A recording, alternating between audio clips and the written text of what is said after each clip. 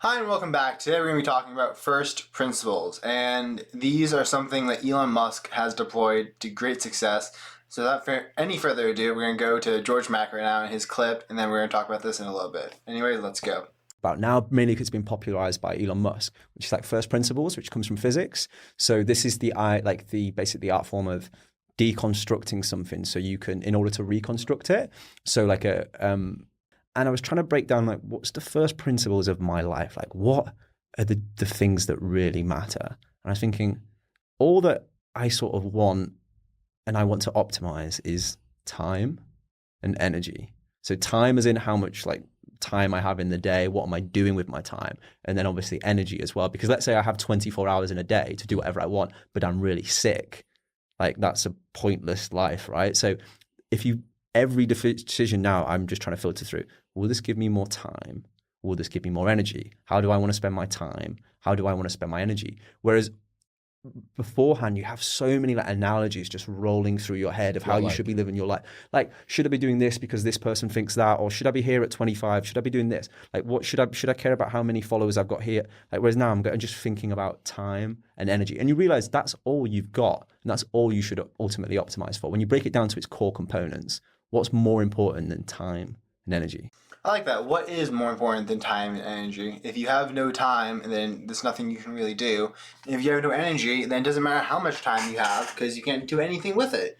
So, if you did do the assignment I put in the last video, which is going to visit a hospital and seeing people there and comparing your life to theirs, and it's kind of like the anti-Instagram, then hopefully you'll actually have a full appreciation for the fact that your health and the time you have is really the only assets in your life.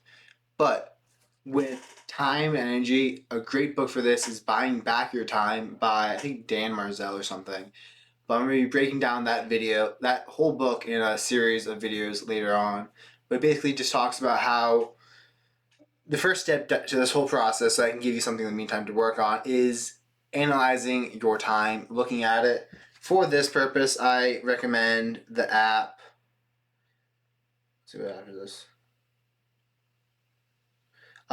Timelines time tracking, and I basically have just gone through and been inputting the activities.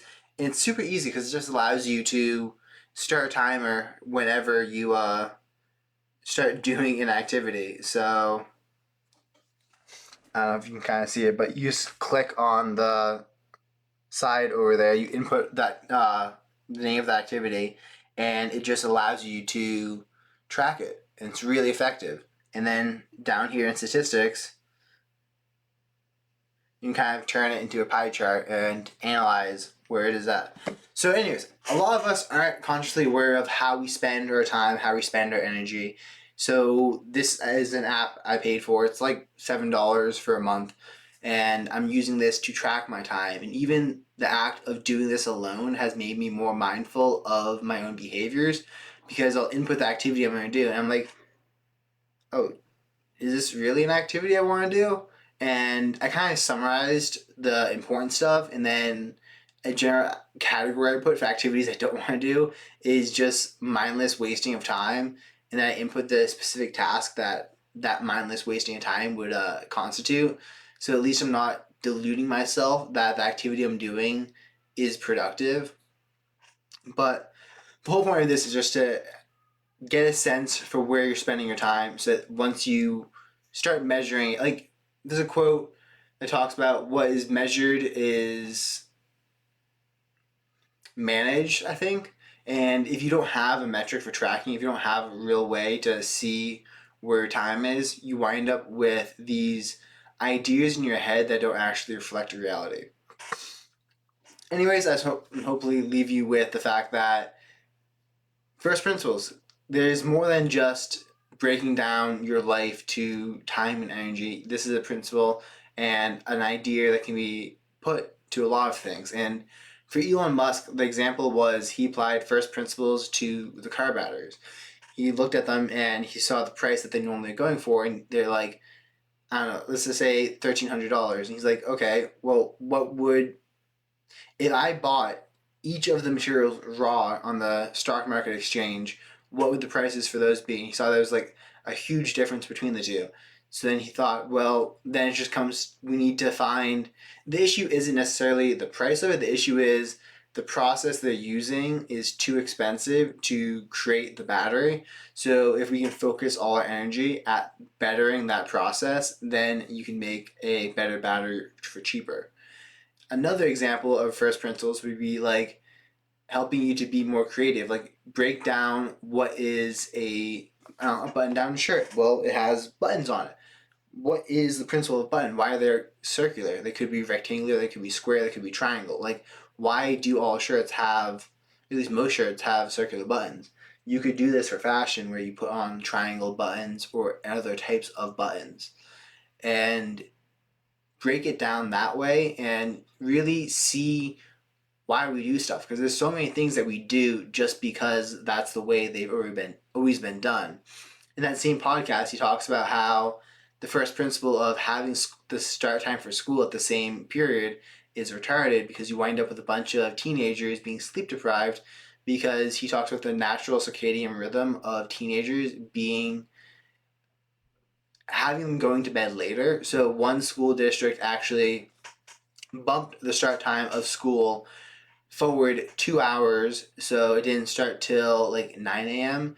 And they saw a 30% decrease in the number of fatalities and car crashes under for drivers under 25 years old, which is just like absolutely amazing. Because if you look at the what kills the youth, it's really just mostly car crashes and probably gang violence or something stupid up on there besides that. But if you break things down and start questioning why, like there's a tactic, at least I got this from Russell Brunson, and it's like the seventh level why. And you keep asking why, until you get to a point where you can't break it down anymore. So you might realize you're asking why and why. And you're like, oh, I think through doing this, I'm going to get my father's approval, and then he's going to think I'm a man. And you're like, oh, huh. I don't know where that thought came from, but maybe I should get therapy instead, or just talk to the man. Or why do I want to do this? Well, it's going to make me a bunch of money, which is going to like then allow me to do this and that and that. And then you look at it and you're like, huh, do I really need to make the money in order to live that lifestyle?